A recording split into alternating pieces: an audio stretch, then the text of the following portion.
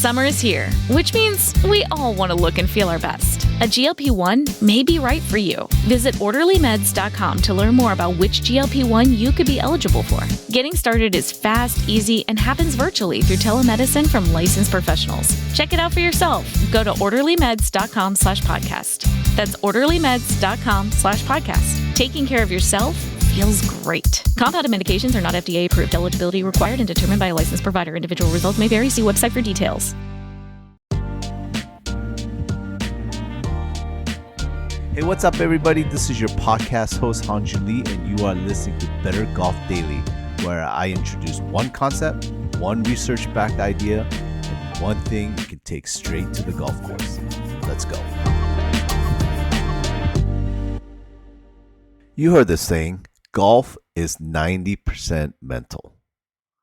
But if golf really is 90% mental, why isn't every 20 handicapper out there shooting par by now? Seriously, sit with that for a second. If the swing only matters 10% and all you need to do is fix your thinking, hey, let's just read a couple books, calm your nerves down, get some mental coaching, and boom, you're a scratch golfer. But that's clearly not how it works. So today we're going to dig into why that line, golf is 90% mental, might be most repeated thing in this whole sport, but also something that's not 100% true. All right, here's a story. Back in 1997, there's a young amateur standing over a 4-foot putt as a U.S. Open qualifier. Okay, it's a pretty short putt, and he misses it. And then he misses another short one, and he ends up losing his shot at the playoffs by single stroke. And that wasn't some random weekend guy either. He was a college All-American who'd already won 9 tournaments, and the talent was there. His hands just didn't show up that day. That guy, his name is Jarrett Tendler. And instead of just shrugging it off and moving on, he went back to school for counseling psychology to figure out what actually happened to him out there. 20-something years later, he coached PGA Tour winners, LPGA winners, even world champion poker players. He just put out a new book called Everyday Golf Psychology. And this episode is actually kicking off a little series we're doing based on it. And we're calling it Close the Gap. Okay, we got to do 5 episodes, 1 idea each, all built around the same question. What really separates your best round from your worst ones? And today's the one where it starts, because Tendler opens the whole book by going after that 90% line. Here's his reasoning, and it's honestly like pretty simple once you hear it.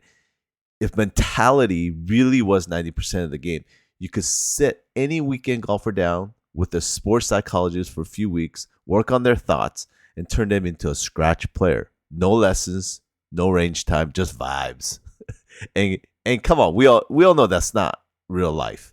So you could have the calmest mind in the world, but if you never learn how to square a club face, you're still going to hit it sideways, right? So if it's not 90%, what is a mental game actually good for? Well, this is a part I really like. Tendler says, stop trying to put a number on it. That's the wrong question. The real question is, what's the gap between your best round and your worst round? You already know that you're capable of a good day. Maybe you broke 85, maybe even 80. But there's another version of you, the one who shoots 95, right? Or even 100 with the exact same swing, same club, same guy. So what changed? Not your technique, because technique doesn't disappear overnight. What changed is what was going on in your head. The frustration after a bad bounce, the tight grip on the back nine, that one blowout pull that somehow turns into 3 more. That's the real job of the mental game. It's not adding 20 yards. It's not some vague mental toughness thing. Its whole job is keeping your worst round from being so much worse than your best one. And that's it. And honestly, That's way more useful than chasing some made up percentage because it gives you something you can actually go work on. So here's how you use this next time you play. Don't just track your score. Track the moment things fell apart. Was there one hole, one bad break, one 3-putt where the whole round tipped over? 9 times out of 10, that's not a swing issue. That's a mental issue. Maybe you rushed the next shot. Maybe you started swinging for revenge instead of playing smart. Find that moment. That is your gap. And closing it doesn't take a new swing. It just takes catching yourself right there before the good round turns into a bad one. Because here's the truth. You probably already own a swing good enough to break your personal best. What's stopping you isn't your technique.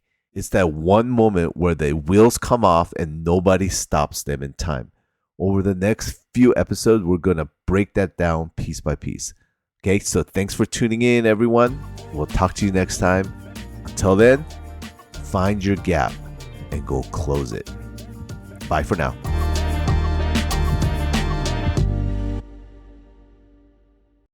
We have the tech to get food delivered in 15 minutes, but we all have horror stories about buying tickets. The Game Time app gives fans the advantage. Get amazing tickets in just a few taps. Fees are included, so what you see is what you pay. And the Game Time guarantee means authentic tickets at the best price every time. Take the guesswork out of buying tickets to concerts, sports, comedy, and more with Game Time. Download the Game Time app and create an account for $20 off your first purchase. Terms apply.